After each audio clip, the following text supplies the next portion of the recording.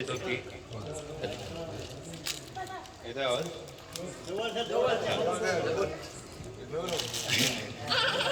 प्रथमतः सगळ्यांचे आभार असा कार्यक्रम अरेंज केल्याबद्दल. असेच कार्यक्रम म्हणजे पुढे जे तयारी करणार आहेत जे विद्यार्थी त्यांना हे प्रोत्साहित करतील. आणि आजच्या कार्यक्रमाला जे काही मंडळी आली त्यांचे खूप धन्यवाद. ही जी एक्झाम असते, तयारी असते, जे काही असते त्यामध्ये सतत मेहनत करावी लागते. मेहनत करताना आज काही जे विद्यार्थी आहेत, आज म्हणजे इथं बरेच जण स्पर्धा परीक्षेत तयारी करणारे खूप कमी असते, पण जे शाळेतले विद्यार्थी असतील, शाळेचे आता अभ्यास करतायत 9वी 10वीचे जे विद्यार्थी आहेत, त्यांना एक गोष्ट सांगू इच्छितो की बाबा जी काही तुम्ही मेहनत करतायत ती कंटिन्युअस करत राहा. त्यातून तुम्हाला पुढं ज्या गोष्टी येतात, ज्या अडचणी येतात, तुम्ही स्वतः जेव्हा खूप क्वचित मुलं असतात ज्यांना पहिल्या त्याच्यामध्ये अटेम्प्ट यश भेटतं. प्रत्येकांना मेहनत करावी लागते.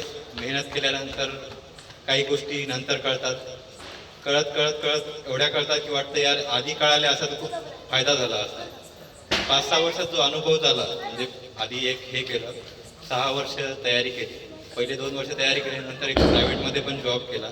जॉब केल्यानंतर कळालं की यार ह्या गोष्टी आधी कळाल्या असता तर खूप लवकर हे झालं असतं. मग तेच जे असतं ते मेहनत करायला पाहिजे प्रत्येकाने. आपल्याला येत नाही म्हणून अपयश एकदा आलं दोनदा आलं म्हणून सोडून द्यायला नाही पाहिजे. अपयश ही एक पहिली स्टेप आहे, त्यातून आपण तेच खातो आणि नंतर शिकतो.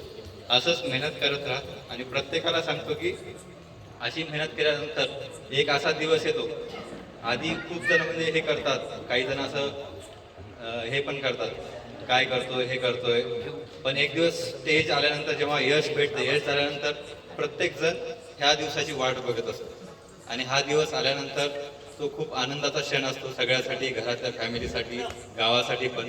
आज गावामध्ये हा माझ्या इतक्या दिवसाच्या ह्याच्यामध्ये प्रथमताच बघतोय की एवढ्या गुणवंत विद्यार्थ्यांचे जे काही सत्कार झाले, असे सत्कार यापुढे पण आपण करायला पाहिजे, जेणेकरून पुढचे जे विद्यार्थी, जे 10वीचे पण जे विद्यार्थी हे होतील म्हणजे चांगले मार्क घेतील, त्यांना पण प्रोत्साहित करायला पाहिजे.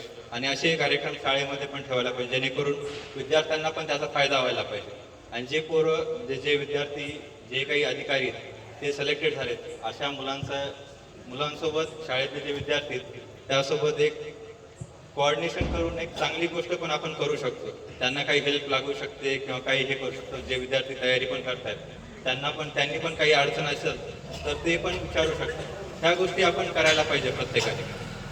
यामध्ये गावकऱ्यांनी पण हेल्प करायला पाहिजे. जे काही जे मंडळी इथं बसले त्यांना मी एक एवढीच विनंती करतो की बाबा आपल्या विद्यार्थ्यांसोबत एक कोऑर्डिनेशन, एक ग्रुप तयार करून ज्यांना काही अडचणी असतील ते आम्ही पण कॉन्टॅक्ट सगळे शेअर करू शकतो, जे काही विद्यार्थी असतील त्यांच्यासोबत, आणि जे काही मदत पॉसिबल होईल ती पण करू शकतो. एवढेच बोलून मी माझे 2 शब्द संपवतो. धन्यवाद. थँक्यू.